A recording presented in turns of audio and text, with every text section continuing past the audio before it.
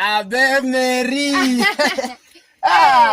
Umeniletea kumbe food. Nimekuletea bwana mkate kidogo. Na mbona ulijisumbua? Unajua hata nimeshiba. Mimi naitwa Koti moja mpenda vinyambizi mwenyewe. Lazima ukule kitu bwana. Hujajisumbua lakini poa. Hata nikakula tu. Sasa fanya hivi. Si uko hapa ukaa like 5 days. Nakaa huko hata 1 week. Hapo sasa wacha nilete open na kwanza ndio nikuje tupike story. Sawa, wewe ndio open na. Sawa.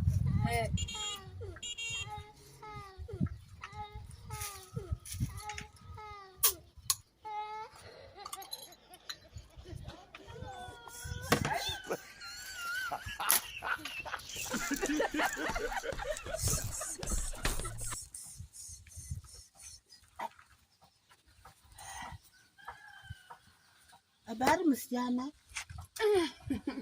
Habari yako? Mzuri sana mama. Wewe ndiye msichana ambaye Koti moja amekuja naye? Ndakuwa msichana wako. Ndakuwa msichana yangu? Na unakulaje? Nimekuwa naonja tu. Uko na njaa? Nimekuwa naonja tu mama. Unajua mambo na safari pia. Lakini nikiangalia mimi sitakuweza wewe. Kula hiyo. Mama nimekosa nini? Nini unakula hiyo? Nimekosa nini? Mimi sitakuweza.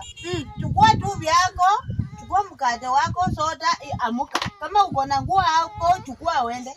Kwani kukula mimi sitaki mtu mwenye anakula hivi. Utatoa wapi vyenye unakula? Kukula ni dhambi. Unakula tu nakula tu kama mwenye umeruka kitu.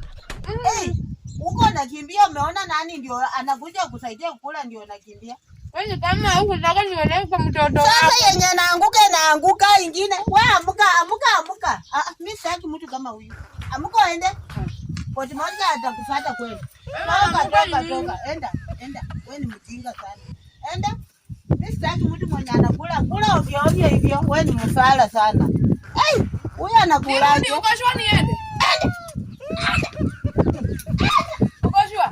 Enda, ninakwambia enda. Ukashwa enda usirudi, enda na vitu yako. Wewe mjinga sana.